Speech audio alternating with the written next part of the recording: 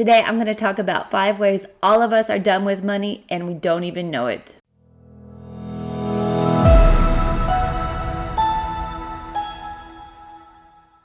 Hi, I'm Rebecca. Welcome to the Mamalorian Way, where I'm talking about how to get smarter with your money. Today, looking at how we are all doing dumb stuff with our money and we don't even realize it. We all like to think of ourselves as rational when it comes to how we spend money, how we take risk with our money, and maybe even we think all money is created equal, but maybe not really. In his book, Misunderstanding, economist and University of Chicago professor Richard Thaler shows us that we're about as rational when it comes to money as we are about politics.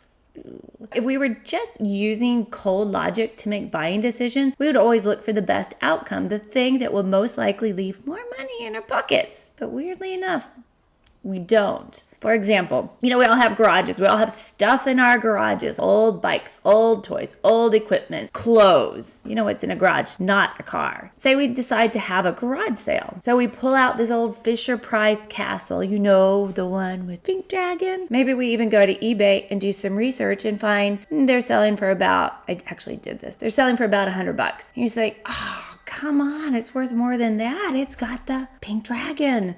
We got to sell for like $200. And then someone comes in and offers like $105. Am I going to sell it? Or I'm going to be insulted? There's a fallacy going on there, and Thaler calls it the endowment effect, that we give more value to the things that we already own. Now, here's the thing. Would I pay $100 for the Fisher-Price castle with the pink dragon if mine had been lost, or would that feel like too much? And this is number 1 in dumb things that people do with money. Anytime we refuse to sell something for an amount that's more than we'd pay for it, we experience the endowment effect. It's like we're giving more value to something that we already have. Let's go back to the garage sale. We'll find something else. It doesn't even have to have sentimental value. Like a bicycle. Let's say we paid $300 for this bicycle and it's in good shape because we never used it enough. We thought we would. I know, it's how it goes. It's okay. What are we going to price it? We paid $300 for it and we barely used it. We should be able to get at least $250 for it. Couldn't go lower than $200. And this brings us to number 2 dumb thing people do with money. It's called the sunken cost fallacy. I can't get rid of it. I paid this much money for it. So the rational economist, and none of us, by the way, are rational, says, heck yeah, I would take $100.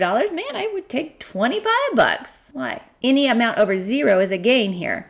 When we get caught in the sunken cost fallacy, we're struggling with this sense of fairness. Like, I haven't gotten my money's worth out of this. But the money is already spent. So if you leave the bike in your garage and refuse an offer of $25, you haven't somehow recouped the $300 you bought it for. You just lost out on a $25 gain. This is one it's really hard for us to get our minds around. Say we invested $100 in a product that we're going to sell. And guess where it is? It's in the garage. They didn't sell. They're in the garage. Would we be willing to walk away with that $100 spent? Or would we be more willing to put some more money into repackage to be able to get that initial $100 back? And you'd end up with this net loss of $100 either way. And a lot of us would be more likely to continue to put the effort in. We do this with time. We do this with most anything. Is like, I can't stop whatever it is because I've already invested time in relationships and jobs. The time is gone. And it's even crazier sometimes to put more money, more time, and more effort into something than to stop. Which leads us to number 3. We are much more averse, like we don't like it, to the risk of potential loss than we are to the risk of potential gain. It's called loss aversion. We so much more don't want to lose something than we want to potentially get something. Behavioral scientists Amos Tversky and Daniel Kahneman performed an experiment which involved asking people if they would accept a bet based on the flip of a coin. If the coin came up tails, they would lose $100, but if it came up heads, they would gain $200. And these people consistently needed at least twice the amount of gain before they would accept a certain amount of risk. And this comes up sometimes when, say, we look at our stock holdings. We've got winners, we've got losers, ones that are making us money, ones that have been losing us money. And we generally are much more averse to selling off the losing stocks because we haven't recouped our loss than we are to sell the winning stocks because we know we already have a specific gain. We also really like getting a deal, but the deal's got to look a certain way. And the quality of the deal is a big part of number 4, transactional utility. The feeling that you are getting a deal. Like, let's go back to our garage sale. Say a couple comes in and they say 2 items. One is a hula hoop, one is a heavy bag, like for boxing. And the hula hoop is priced at $10, while the heavy bag is priced for $100. And they say, can you give us a bargain? You say, fine, I'll take $5 off of each. And they get a little they'll buy the hula hoop and they leave.